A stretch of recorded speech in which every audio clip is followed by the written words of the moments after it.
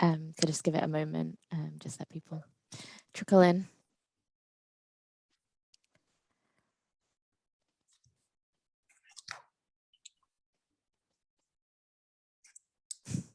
So it's that awkward point, just waiting. Give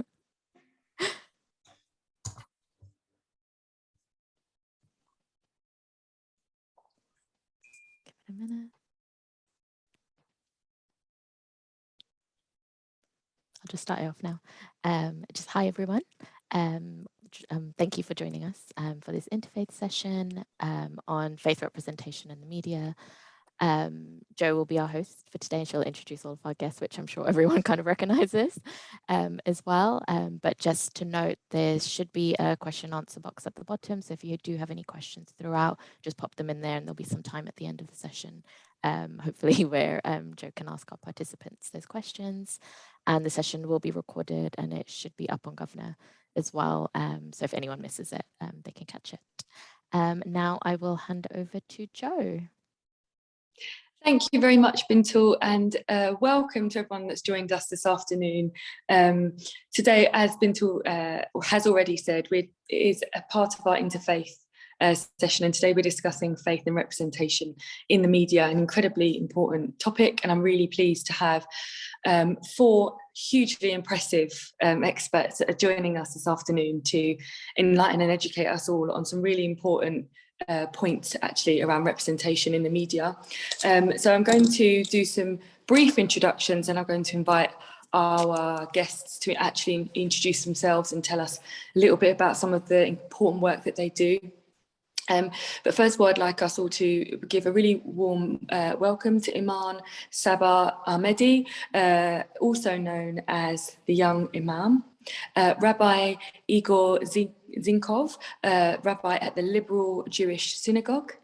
Just give a wave there or a smile so everyone knows who he is.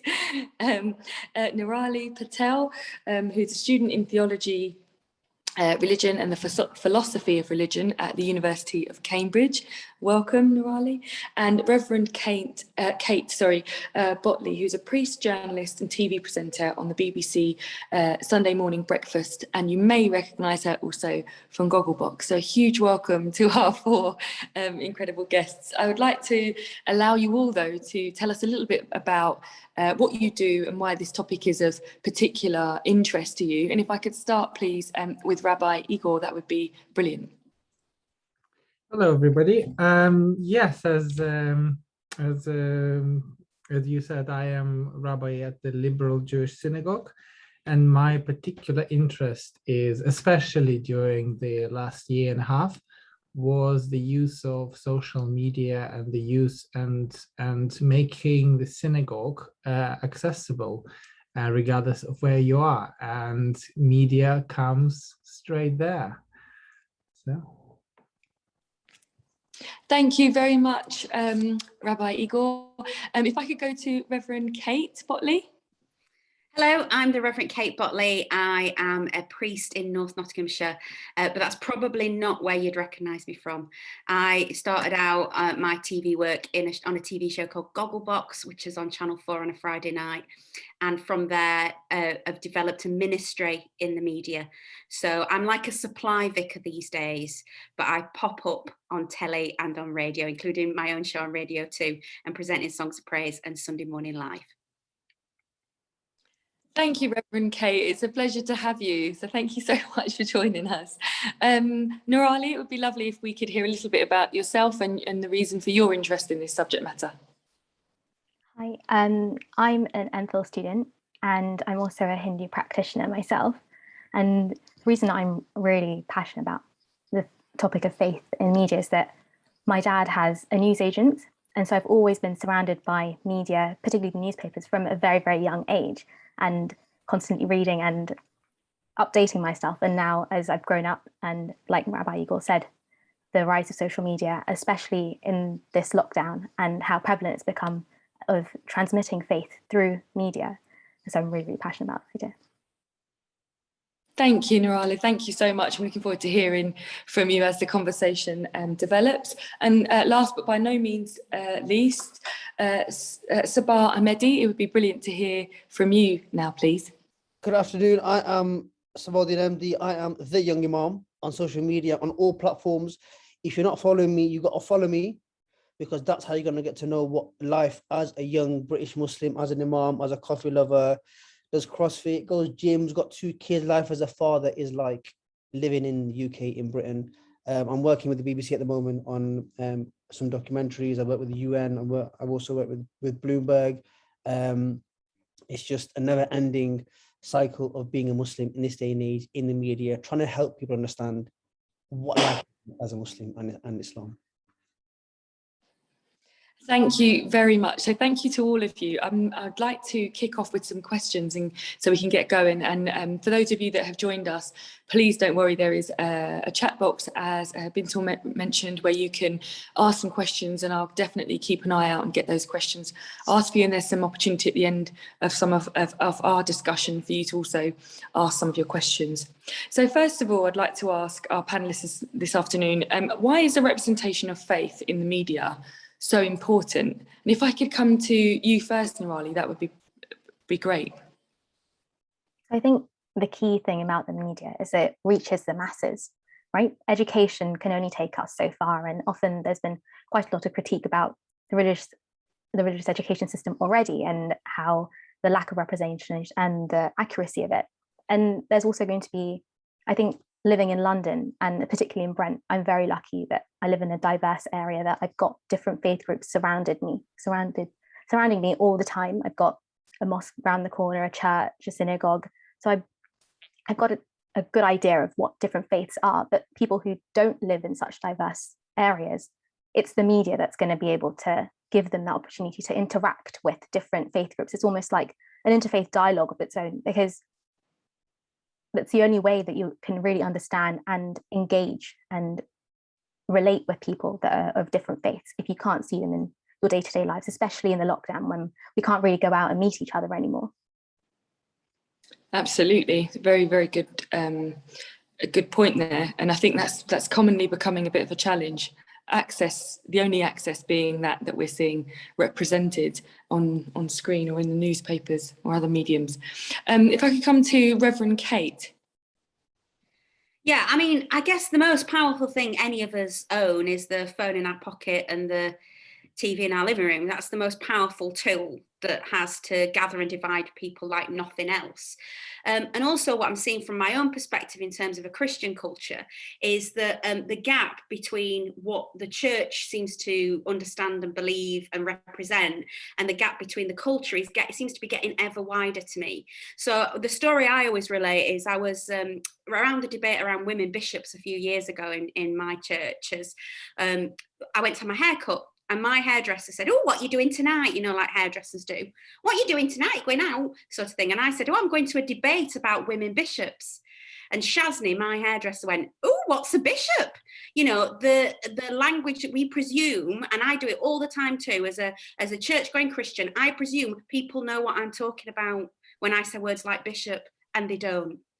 Because the gap between understanding faith and the culture is getting ever wider. So what I see our jobs as people who are in the media, but also have faith, is to try and translate those two languages as the gap gets ever wider. Brilliant. Thank you, Reverend Kate. And is it okay to call you Reverend Kate, or would you prefer if I say Reverend Kate Botley? Just Kate is great. Oh, okay. I have been called a lot worse. Okay. Believe me. Just Kate's lovely. With your permission, I'll call you Kate. Thank you. Can I come to Sabah, please? Yes. Look, I think representation in the media of religion is really important. I think there can only be positive representation because religion doesn't teach negativity. Like all faiths out there teach to love mankind, love human beings, and fulfill your rights to your fellow individuals. Personally, as an imam, people don't even know what an imam is, and the image they have of an imam is a middle-aged man, a long white beard, long white robes, no banter. Do you know what I mean? You can't even sit and have a chat with him. That is the image they've got. So when I rock up to a meeting and I've emailed 7,000 journalists in the UK to be like, "Look, I'm a young Muslim, I'm an imam, believe it or not," I've had people say to me, "Wow, are you that same guy that messaged me to meet for a chat and you're an imam?" I'm like, "Yeah, it's me." So we have a massive responsibility, me as a Muslim, as an individual, as an imam, to get out there and help people understand what Islam is and what an imam is, because some people don't even know what an imam is, don't even know what a Muslim is. So that is massive. And being in the media, we should be on the forefront in helping people understand our faiths and our beliefs. I'm sure you get asked the same, which is I get stopped in the street and people go, "Are you a real one?" Yeah. Like when they see the dog collar, like they go, "And are you allowed to do that? Are you allowed to wear earrings? Yeah, are you allowed to like kiss your husband?" And I'm like, "Well, you've got questions. We've got 2 kids. Can you lead prayers in chinos and a shirt?" Yeah, exactly. I bet you get it too, Rabbi Ego. I bet you get that whole, are you a real rabbi, and are you allowed to do that as a rabbi? Like there's some sort of like kind of cosmic forbiddance of being a normal person because you've got a faith. Yes, absolutely. That was your key, Robert. That was your key I go to. Drop in your comment, boss. Yeah, shall I jump in and then just say, well, just actually before we do that, I think you made a good point there, Sabah, on people not knowing what an imam is, and I wondered if you take the opportunity. Why not? I've said it about 1 million times. I'll crack on with it again. It's all on my Instagram page. An imam is basically like a priest. It's someone who leads prayers. It's someone who's representative of their community. And you don't have to be middle-aged. You can have banter. You can have a laugh. You don't have to have a long white beard. I ain't got a long white beard. And that it's real. It's an imam is a faith leader. Brilliant. Thank you very much. Now, sorry to cut you there, Rabbi Igor. It would be really great, actually, if you could explain your role as a rabbi and also, of course, answer the question. That may again be something that you're asked constantly. Yes. So I think that the best definition of a rabbi in Judaism is a teacher. I don't think it's somebody who is on a higher level than people. No, it's I am on the same level as everybody else. I am not representing God or on earth. So there's a direct connection between people and God in Judaism. So the best way is I sometimes represent community in prayer and in some public speeches like this. But the best way to describe it is to say as a teacher, and that's I think that the most important part. And that brings us to the importance of representation of religion and faith in media. I think that apart from educational, so we all of us, I think, agree that educational aspect is really important. Just to tell people, look, religion is not something, it doesn't have to be scary, it doesn't have to be to dictate you what to do. It can sometimes ask right questions that will help you to navigate your life. And that will help you in the difficult moments or in joyful moments as well. So that's first aspect, the educational part. The second one is, fighting stereotypes. That's certainly very important.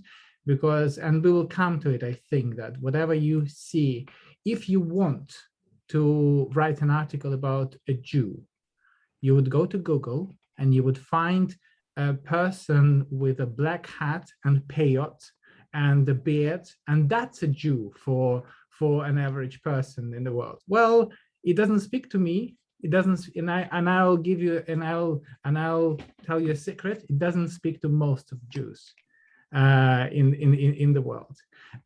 So when you, and that's why I think it's important not just represent faith, but represent faith in all its diversity.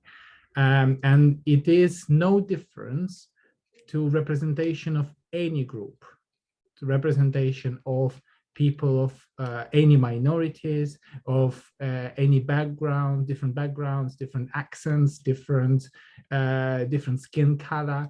And the same with religion, just because I want people to recognize themselves in what they see on TV and media.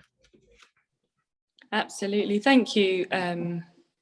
Thank you very much. Kate, did you want to Yeah, I just really wanted to echo that, really. And I think the other thing is, as people of faith, quite often the stuff that makes the news is the bad news stories, isn't there? And I'm sure my other brothers and sisters in faith here, is your stomach lurches, doesn't it? When something comes on the headlines, you go, oh no, what's happened now, sort of thing, when faith is mentioned in those headlines. And it can make you feel sort of, your tummies feel all funny, because the stories that make those new headlines, the stories that make the best programs, is the ones that are the extremes of that. Like you were just saying, Rabbi, you know, those kind of, you know, the stereotypes and the extremes are what makes the most entertaining news story. And so part of what I see our jobs as, and certainly my job as, and maybe you do too, is to keep normalizing faith and telling the good news stories of our faith, talking about what joins us together and not what divides us, talking about the brilliant things that faith can bring to someone's life and existence, whether they subscribe to an organized religion or not. But this is still something that is part of our common humanity, is a shared spiritual story. And that some of us express it through organized religion, but other people express it in other ways. So for me, it's about waving a big banner going, look, you can believe in something bigger than yourself and not be a bigot or a homophobe or any of those other awful things that you think there might be. Can I cut in? Sorry, do you know what? You know, Kate, so you said that when faiths are represented in the media in a negative light, no faith should be treated negatively in the media, because no faith teaches violence and hatred. That's a fact. And when someone says, and I can only talk about Islam, because I'm affected every single day on how the media represent my faith. And I'm sorry if I get emotional, but it's the truth. And unless you're a Muslim, sometimes it's hard to understand and comprehend the struggles we go through every single day when your name and your faith is treated like a threat to society. I'm going to give you an example, yeah? I'm sorry, Joanna, you probably want to ask your next question, but I'll just keep it brief. No, please go on. I was asked, so I've emailed 1,000 journalists across the UK, yeah, and I met a good number of them. I met an editor of a newsroom, and I kid you not, he said to me, look, Saba, I'm scared that Sharia law is taking over. Imagine, that's someone who has a hand in driving the agenda. And he's saying to me, I'm scared Sharia law is taking over. So this just shows the importance of having correct representation in the media of faith, of Muslims, because when I have questions like that triggered towards me, it makes me think, what am I actually dealing with? Am I dealing with the public, or am I dealing with those individuals who have a hand in driving the agenda, in telling the people the news about Islam? And that's real life. And that's why I feel like having young Muslim voices like mine in the media, and it works, it connects, and young people are able to connect with me, only then are we able to see a shift in the way people perceive religion. When you've got a third of Britons who feel that Islam threatens the British way of life, that's a massive, massive number. And I'm dealing with that every single day of the week. And being an imam, one of my responsibilities is to help people understand my faith. And that's why social media and media representation of minorities is so important. End of my point, sorry. Well, Saba, actually, just while you're on that, and I will come to the others, just while you're speaking about that, how do we challenge that? I'll tell you how, yeah. So for example, the way you portray Muslims in the media, yeah, I do genuinely feel like there is a double standard of how people are represented in the media, yeah. I think covering positive stories in the media is really important on Muslims, because that is super important. Then you're able to see the true teachings of Islam. And also I feel like people should be educated on what they report on before they report on it. So if journalists are reporting about Islam, they should actually go and meet a Muslim, or they should go to a mosque and have a chat with someone and be like, look, this is what I'm being told. This is what people are saying Islam is, but is that really what the truth is? So having honest conversations, creating a platform for conversation and dialogue to answer what people think are not PC questions, only then are we going to be able to see a shift in the way things happen in the media. Thank you very much, Sabaj. I wanted to come on to this topic later, but I think just while we're here, it might be worth just giving you all an opportunity to touch on it now. And I'd like to give an example of something that happened to me recently. and wonder how you all may feel about this, any thoughts you have on this. So during an inclusion training session, we were talking about representation, and a gentleman was talking about the fact that he worked for a charity that existed obviously to raise funds for a particular part of Africa. So the film crew went out to Africa and they filmed the areas in which, and the stories that captured individuals who were disadvantaged and experiencing poverty. Now, he was really clear that that wasn't the single story of that part of Africa. And he said while he was there, the experiences he had with the broad range of people he met in Africa couldn't be captured in this particular film, because what the film was trying to do was to raise funds for those who needed those funds. So if he'd have, shown a video that spoke to all the other parts of that existence and of those cultures, it may not have landed and achieved the result that they wanted, which was ultimately to raise funds. And it made me think, and I thought it was a very interesting situation to be in, because Chimamanda Adichie talks about the danger of a single story. So if you keep showing someone in one story in one way, that's what they become to the majority. And I just wondered, because I think it's really interesting that in instances where elements of something might be accurate, but it's not the single story, how can professionals, whether behind the camera or on screen, ensure that an accurate representation of faith and religion is portrayed? And I wonder if Rabbi Igor, I could come to you on that. Thank you. It's a really good question. And I think that we need to begin with a wider question. So is there one correct answer to a question, to any question? And I think that very often you will see, and I will tell you one of the principles in Judaism, that there is a book, very important book for modern Judaism, is called Talmud. In fact, it's multi-volume collection of rabbinic wisdom, and it has one principle. It has a question or a topic, and then different rabbis contribute to it and offer a different perspective. And then on the margins of the page, you will see next generations of rabbis contributing into it. And then afterwards, you will see different commentaries. And I think that what this tradition teaches us is that there's a nuance. And the answer for the past may not work for us today. And even in the same time, there might be different truths, and they all can be truthful.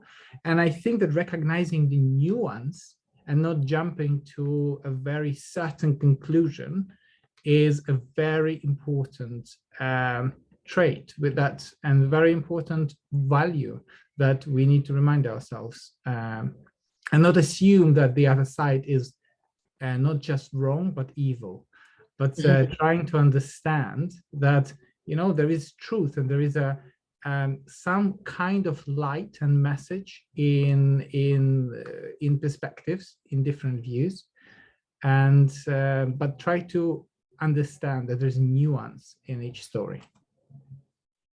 Thank you, Rabbi Igor. Nirali, I'd like to ask you if you wouldn't mind touching on that point, if you had anything to offer.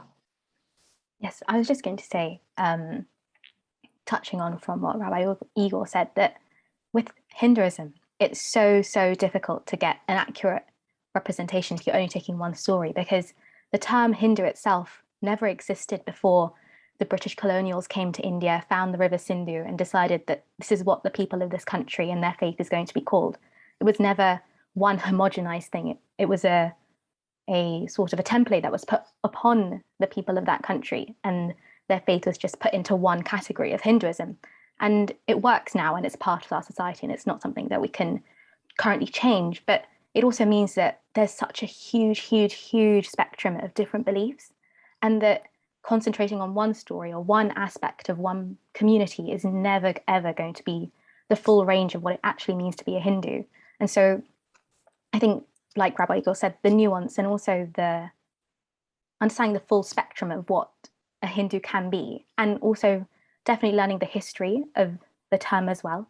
So if it's difficult to not portray all the different kinds of Hindu communities, because it is extremely difficult, it's a whole country, acknowledging the fact that it's not possible to do this in one episode of one series, and that these are some links that you can go on to find some more information. And this is a brief history of why we are unable to show the full story. That's brilliant. Thank you so much, Nirali. I think some really great ideas there as well. So I think both of those points that you've made there on that is fantastic. Kate, I wonder if I might ask you, because you're obviously working quite heavily in television, I wonder if you could offer some practical tips to producers, to casting agents. What can they do to make sure that some of the points that Rabbi Igor and Nirali have mentioned actually become something we start to see on screen? For me, it's about having an active interest in people's spirituality and faith. I think whether it's Britishness or whatever it is, we're very reluctant to ask people about what they believe. We feel that it's somehow an intrusion in their private life. But actually, most people believe in something, even if they can't articulate what that is. The sense of something bigger than yourself is a universal human thing. Now, whether, like I said before, that's expressed in an organized religion that we've got represented here, or whether it's much more fluid than that, it's about normalizing that conversation. So, if you are casting someone, it's perfectly reasonable to ask them, and do you have a spirituality? Do you have a faith? I always find the question is better than going, are you religious? Because most people will go, no, I'm not religious. Oh, no, because religion is that question of are you religious is seen as something that's not something that we'd like to confess that we are, although present company accepted, obviously. So asking about spirituality and belief is a very normal thing to ask. And the old saying is there were no atheists on the Titanic is a good place to start, I find. So I get people stop. My favorite thing people ever say to me when they bump into me and they recognize me in the cheese aisle in Morrison's is they say, I'm not religious, but... And I'm really interested in that but bit of that statement, because what they tend to mean by I'm not religious is I don't go to church every week, or I don't really pray except when something's going really bad, or those kind of things. So start the conversation there. Start the conversation from a place of inquisitiveness, of wanting to know more about the person and what makes them who they are. And their spirituality will be part of what makes them a human being. Whether they can express it in terms of Christian, Muslim, Jewish, Hindu, Sikh, whether they can express it in those words is immaterial to me. Tell me what you believe, tell me what you're finding out, and tell me how your views have changed. And it's about normalizing that faith. So one of the programs that I'm best known for is Gogglebox, and I thought that program did it brilliantly. It does it brilliantly. There's Jews, there's Christians, there's Muslims, there's people of all sorts of faiths and none, and people on the edges of their faith, or people who aren't really devout but sort of skirt around the edge of an organized religion, just being normal human beings on their sofas with the people they love in the world. It's really normal to believe in something bigger than yourself. And it's about having that conversation, not being embarrassed about asking people about their spirituality, making it just part of the, have you got a pet? Do you believe in God? These questions are fine. Thank you, Kate. I think you touched on a really good point there. And that's around, I think you made a good point about the fact that, spirituality is usually a universal thing that actually lots of people have in common. But I do think that you make a good point about if you ask the question, what is your religion, or are you religious? We find it here with funeral directors, being a sort of nominal kind of, whatever you want to call in terms of Christendom. Our funeral directors will go to a family and go, was he religious? To which the family will say no. And they think, oh, well, you won't want a vicar then. And actually, the family would probably really like a religious minister to take the funeral, but they don't really think they qualify for it because they don't go to church. And actually, it's much more nuanced than that. Faith and belief is much more nuanced than I am this, I am not that. It's much more fluid, so you will, and we found this during lockdown, when we were doing, lots of us did online stuff during lockdown, we found that the attendance at church services over Zoom were 2, 3, 4 times than they would be in person, because people dipped in and dipped out. They went, oh, I can't commit to go every week, but I'd just like to light a candle if that's all right. And we think that's brilliant. And also, I think they also have the idea that those of us that are in charge of organised religion, that we want you fully signed up. We want you fully signed up, or we don't want you at all.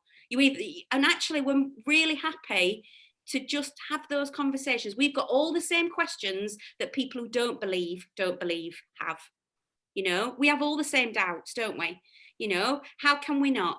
And so what we've seen during the pandemic is a real resurgence of people lighting candles. You know, the clap for the NHS, that had a spirituality about it, didn't it? That unity that we all felt when we stood on our drives and clapped. You know, all those things can be tapped into about the conversation around spirituality, religion and belief. Thank you. I'd like to ask you, Sabah, if that's okay.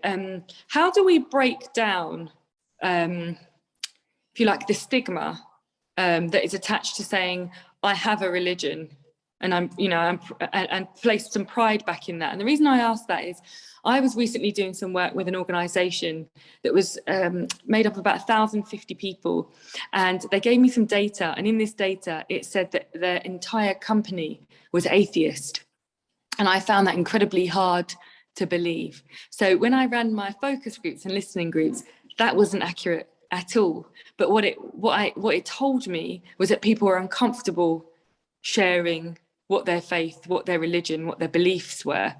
Well, so it's like the question on the census, isn't it? The question on the census is, what religion are you? Loads of people are not ticking that box. If there was a box that said, I'm not really sure, but I sort of believe in something, and I felt quite close to God when my mum died. If there were a box that said that, everybody would tick it, wouldn't they? It's the wrong question. Are you religious is the wrong question. No, thank you, Kate. No, Kate, thank you so much, Kate. Sabah, I just wondered if you had any thoughts on that. I've forgotten the question you were asking. What was the question?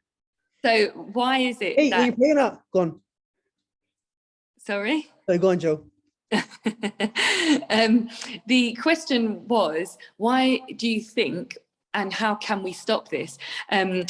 So many people are nervous about admitting and saying that they have a faith, a religion, a spirituality, and what can we do to make people feel more comfortable, whether it's at work or wherever, to speak up? Because in the example that you gave, Sabah, where you said you went and spoke to that reporter, that journalist, head of the newsroom, if, for example, they had individuals in their team who were of a particular faith, how do we make them feel comfortable enough to say, the way you're reporting is not accurate? Do you know, I feel like we're so caught up in the rat race of life. Yeah, we haven't actually got time for honest conversations. It's literally one stop to the next, to the next, to the next. Parents haven't even got time to read their kids bedtime stories. They use Alexa and all these little pods. I genuinely think it's having an honest conversation, taking an active interest with those who you work with, and building a relationship with them, because then you're able to understand what they believe in, and you can draw the common denominators of we have more in common than not. And I think also people have that fear of committing to something. So that's a massive thing. Oh, I don't want to commit to that. That means that's going to dictate how my life is. I'm not going to be able to do what I do. So I think understanding faith and religion is really important. And I think that's what it is. I think that's what's really important, to help people or educate people and allow them into your life to see what life is like. Like, for example, doing a mosque tour, which I'll be doing soon, on my work with UKTV, it just shows people that, yeah, a Muslim is a regular person, and people of faith are normal people, and it's about normalizing that and building relationships.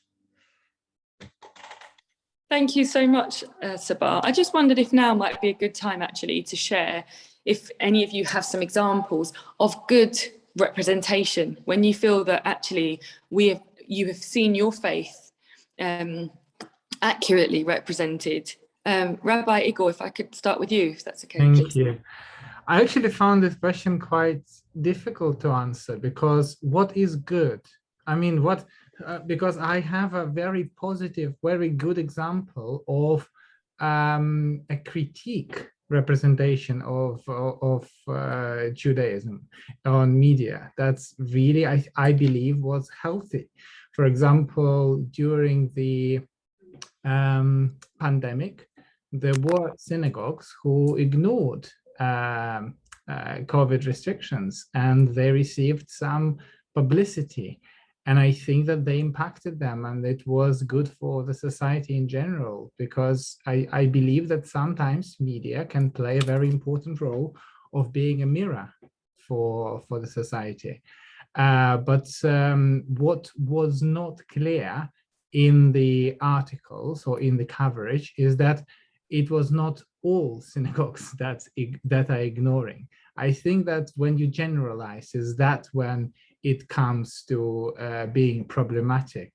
So another example of generalization, which I felt a bit threatened really about, was a coverage and some conversation around relatively recent Israeli-Palestinian conflict, when it was assumed by many people, and still is assumed, that if you are Jewish, you would certainly take an approach by unconditional support of Israel.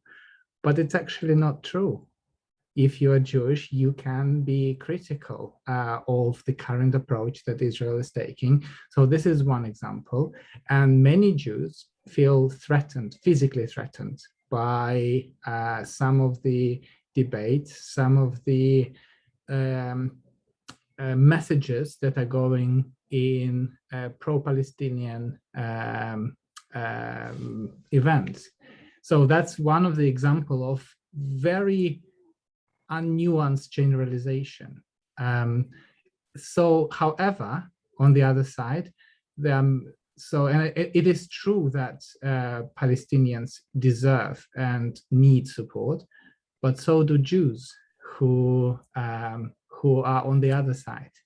And when universities would put out a statement in support of Palestinians, I am in support of it personally, but I think that some Jewish students feel physical threat only because they're Jewish, and people assume that they are part of this conspiracy, which is silly to, I mean, if you think about it intellectually, that's quite dangerous thought, as if, yeah, I am responsible for all Israel's choices, I personally, or all Jews are responsible. So that's a few examples, I think. One, when a negative can be very positive, when or some critique can be positive, or when some critique can lead to a physical threat.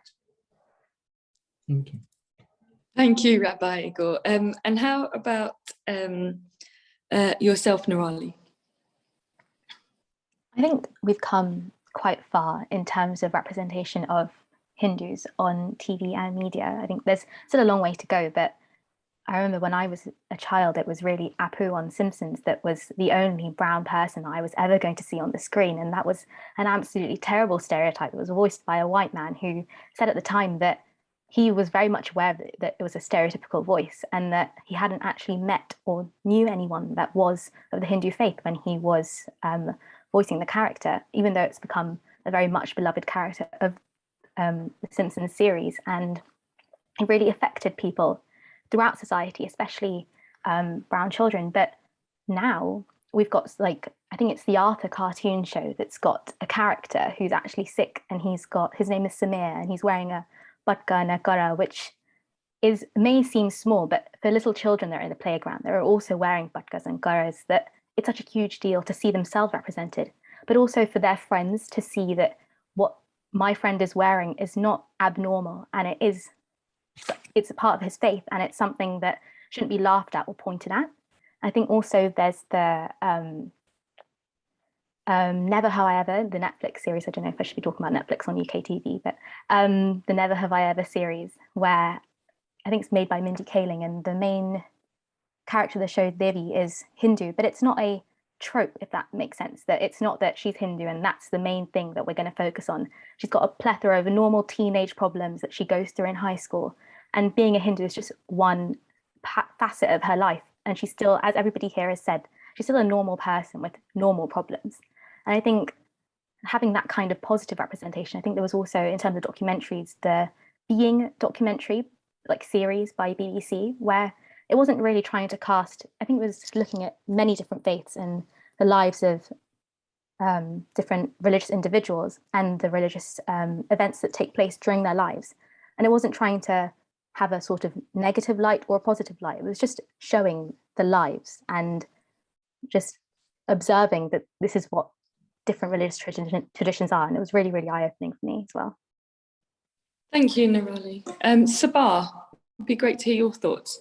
Kate, I can see Kate on the edge of a seat, like, so. I'm only joking. I feel like, you know what, even if it's not a directly positive story, like Muslims are doing this across the world or whatever, it can even just be the most subtlest things. Like you got Kate on Gogglebox and on the radio with her own show and this and that. Even having those figures, religious figures, but shown in a normal way, has such a massive impact on the way people think. So it's about having the representation. Is it 24.6% of the population globally are Muslims, and 1.6% of them were in films or on TV talking about or represented in TV. So maybe have an imam on TV, on Gogglebox, or just to, you know what I mean, just to normalize and show that, so people can relate to that human aspect of an individual of faith. I think that's really, really important, because that's what is, like, I'll give you an example of, I did a piece with the London Time Out magazine, where they pictured me inside the mosque, and I'm known for wearing ridiculously bright socks. Anyway, so I was in the mosque, obviously no shoes on, and someone saw the picture in the magazine, and they DM me and said, Saba, you're wearing these ridiculously pink socks. Where are they from? And I said, look, I went to Top Man, and they're from Top Man. And I kid you not, the guy sent me a selfie of him buying the same socks. And it was just that which he connected on.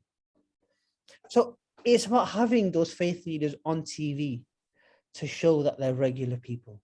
And that's another way to help remove misconceptions and show that we're human beings. You're an influencer, Sabah. Check I you won't go that out. far, Kate. Should have put a link on it. You could have. I'm waiting for Happy Socks to actually sponsor me for socks. That's another conversation. But anyway, go on. Thank you. Those some really brilliant and practical examples. I just wanted, as we've got 15 minutes, I just wanted to offer the audience an opportunity to ask any questions, if you had any at this stage. No question is a silly question. Please use the chat function. It's an open conversation. You may not always feel comfortable, but it's a safe space to feel uncomfortable. While we're waiting for that, I mean, we've talked a lot about telly, obviously there's social media as well that a lot of us are working through us, and I've started on TikTok recently, much to the despair of my teenagers, and I'm not great on it, I'll admit that now, but you know, you've got to try, right?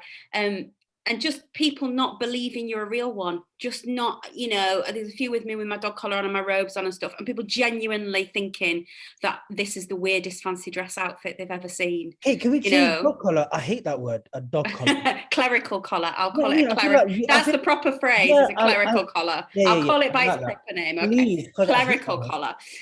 Me wearing my clerical collar, people just thinking it's the weirdest kind of fancy dress they've ever seen.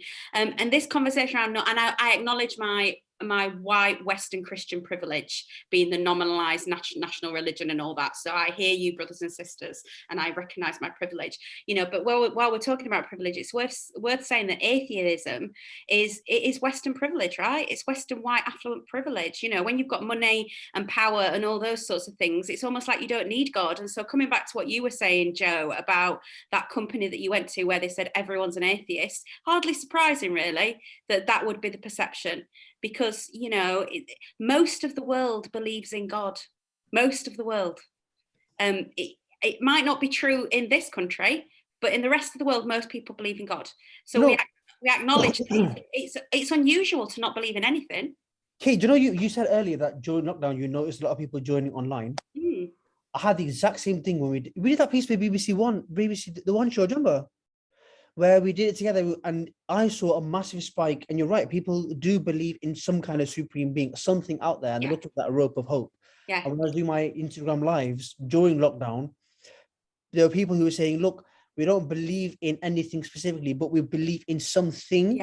I did an Instagram thing where I just lit a candle every night for a month yeah. and just left it burning for a whole minute on Instagram. That was all I did. And the comments below were, I'm not religious, but I'm not really religious, Right, but exactly. I'm not religious, but could you say a prayer for my mum? Could you say Yeah. my dad's not very well at the moment, or I'm really worried about X, Y, and you just think that we're tapping into something that is exactly what makes us human. Yeah. You know, we might dress it up in different ways, we might express it in different ways, but what essentially makes us human is connecting better with ourselves, knowing ourselves as well as we can, connecting better with other human beings like the lovely humans here, and connecting better with the thing that is bigger than us, which I call God, but other people call other things. And I also feel like a lot of young people in this day and age are looking for that. I think our generation, my generation. My mate who's a nun, I said to her, have you heard about this mindfulness thing? And she said, yeah, I call it prayer. We've been doing it for 2,000 years, love. Well, yeah, they're looking for something more to outside of their own realm. And I think young people specifically, I've seen on social media, really are looking for something else to get them through the day. And that's why putting little prayers out every single day. Reels do really well. Whoever's on social media, the attention span of individuals, youngsters nowadays, 15, 20 seconds, and reels do so well. Like some of my reels are 250,000 views, and people just are looking for that prayer to get them through every single day. And a lot of young people are turning to something out of their lives. Yeah, this is certainly universal, and this is true as well for Judaism. And I experienced increased number of people who just watching from the outside. So because we are on YouTube now, so they can just join and just watch and see what's happening there.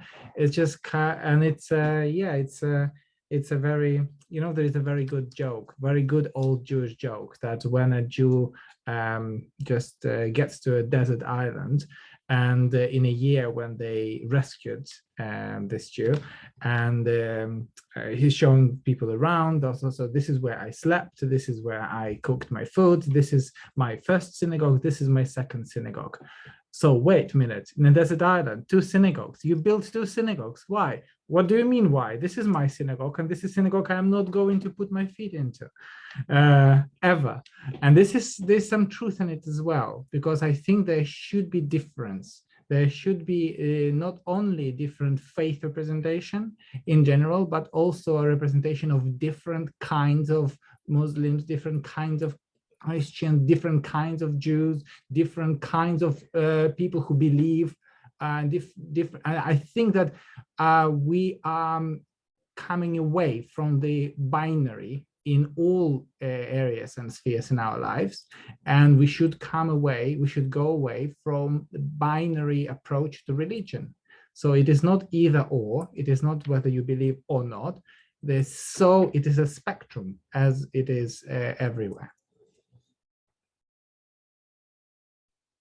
So just before we sort of come to the end, and I wonder if I could get some last thoughts, and Kate, please do, your hand was up just then, so if there's any more you wanted to add. I was just going to say about the producers. You asked a question earlier about what can we say to producers, and I think what we're hearing here is, don't be afraid to make programs about faith and think that nobody will watch them. It depends on how you're making the program about faith. Okay, so I'm desperate to make a program about death at the moment, especially coming off the back of what we made of, because it's a universal thing that, you know, it's going to happen. We're all terminal. And I want to make something about the lighter side of death. But people are absolutely phobic about making a TV show about it. But people love to talk to me about it in coffee shops. It's the first thing anyone says to me at a supermarket is, my mum's just died, can I talk to you? Yeah, of course you can. So, you know, don't be afraid. Don't think that because you make a TV show about religion or belief or faith that nobody will watch it. All depends how you package it, how you market it, and how you make it palatable. It's not a thing people don't want to talk about. And very lastly, because we are almost coming to the end, and thank you for that, Kate, 'cause it's really useful. I wondered if you could just touch on how the representation of faith can affect the faithful depending on its portrayal.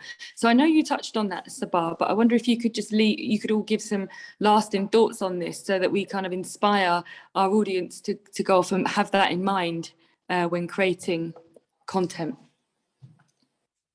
So Sabah, would you like to pick up on that? Yeah. Just I think whether it's computer games or it's TV, whatever you see has a massive effect on what you believe, on the way you think. And once a certain narrative is reinforced over and over again, it's sad to say that that is the narrative which you start believing. And if there's no counter narrative, you're none the wiser. So whatever you see on the TV has a massive part to play in what you think. And I think that's super important. So I'm waiting for people to ask questions about Islam and faith and learn it instead of believing what you see on TV. Thank you, Sabah. And Nirali, I just wondered if you had any thoughts on the impact that the portrayal of particular faith actually has on those with the faith, those existing individuals practicing the faith. I think what you touched on earlier about some people not willing to reveal their religious identity or saying that they're atheist, it may be because they don't particularly belong or feel that they belong to an organized religion, but it also may be because their personal religion has been so negatively portrayed within the media that they're too scared of the prejudice to reveal their religious identity. And I think that it's just about conversation and being able to have that dialogue that gets rid of it. But I think that definitely has a huge effect on that feeling of wanting to hide away. And I think the positive representation, so highlighting the good things that faith groups do. And I want to also say that by positive representation, I don't mean creating a fake image or a fabricated image that shows that, oh, everything that they're doing is amazing. I'm just saying highlighting the things that they're already doing, but that for the masses to see rather than just that one community. And that can then encourage other people of faith to continue their actions. And so, for example, like charity work and relief work, especially during the lockdown, it can encourage them having that kind of media attention, having other people of faith seeing their own faith groups doing these kind of things and seeing them on TV can encourage them to actively participate in their own faith and therefore actively participate in society and create a much better fabricated society. Thank you, Nirali. Rabbi Igor, do you have anything you'd like to add on that? Well, just one thing. It seems to me that a lot of what has been coming on the media has been about our shared experience, something that unites us, and it's wonderful, and it should be there, and it does create a sense of unity. However, I think that we shouldn't stop there. I think there was a philosopher, Emmanuel Levinas, a French philosopher, and he developed this theory of a radical appreciation and love of other. So when you see the other person in front of you, you have to, it's your responsibility to understand that the other person is made in the same image of God as you. And therefore, so it develops it much further. It's a beautiful theory. But I think that what is important for us is not to be afraid to say and celebrate our differences. We must begin with dialogue when we discuss our similarities and something that unites us as different faith groups, as different people with different backgrounds.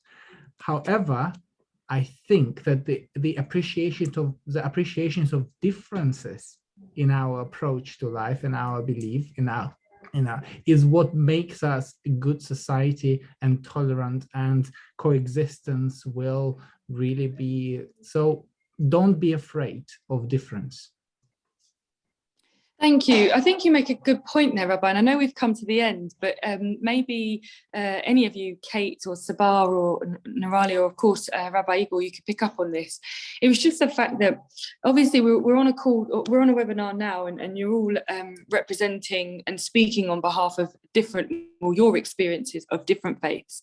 And I wonder if there is ever, whether there's a need to point to or talk about whether there is any balancing that needs to be done in the workplace, for example, in terms of including everyone's faith, because equality isn't sort of taking from one and giving it to another, right? So we need everyone to feel that they're comfortable and confident to talk about their faith, even if it's not entirely the same as the person who sat next to them. So I just wondered if any of you had any thoughts on how do we welcome this myriad of faiths into the workplace, and for those people to feel that they actually belong and can share the truth of those. Can I take sorry. I think what's one thing that's really important is or two things. One is to have a multi-faith prayer room. Really important, yeah, really important. And number two, to celebrate, well, first of all, recognize the celebrations of different faiths, and then celebrate them in the workplace. Because not only will those individuals of that certain faith feel like they have a part to play in that workforce and they feel valued, but also it's a means for education for everyone in the workplace about their colleagues. And that in itself will create a harmonious and enjoyable workplace where you know about your individuals and what they believe in. It makes it more personal. I think that's super important. Thank you, Sabah. And I'm conscious we've got 1 minute left. So is there anybody that would like to share some lasting thoughts?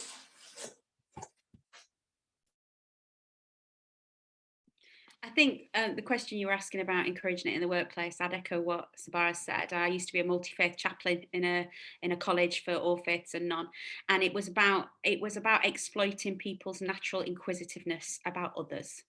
It was about taking something that someone's celebrating and saying, tell me what you're passionate about, tell me what you love. Oh, it's this festival, is it? Right, well, you tell me, as somebody who doesn't know about this, you tell me what you love about this particular celebration in your faith or in your culture, and we'll run with that. So it's about it being led by the person who is living in that experience and not imposed from outside. It's about journeying together. It's about and we've said it time and time again on this, it's actually it's about continuing that natural inquisitiveness we've got of other human beings and what their truth is, and being willing to be wrong within that, and also being willing to be led into a really new and interesting and exciting place, and to see that there might be something that you could take from someone else's experience that will make your life richer, and that we haven't got it all sewn up. So Joe, can I ask one last point, Joe? I think it's really, we're talking media representation. I think it's so important to have young Muslim voices in the media. People can agree to disagree, but I feel like at the moment, Islam is demonized so much in the media. People's perceptions of Islam are distorted. We face it as a Muslim community every single day. I think having voices in the media, it might not be me stood on TV with the Holy Quran saying, you must believe. That's not what Islam teaches, but it's about having those subtle those subtle images or voices which can help reinforce the truth about religion. I think that's super important, and that's my point. Thank you very much to you all. I'm conscious that we might start to lose people because we're on the hour now, but I just wanted to say a huge thank you to you all for sharing all of your experiences this afternoon. And Bintul, I'm sure if people have any questions or would like to get in touch with any of the speakers, that they're absolutely able to do so via you, I assume. And of course, Sabah's been really clear on where you can find him on all his social media platforms. Bintul, are you still with us? Oh, maybe not. Yes, oh, yes, I am. Yes, I am. Yes, everyone can contact me if they want to get in touch with anyone. Okay, well, in that case, thank you to everyone. Thanks for joining us, and another Peace. big. Everyone. Peace.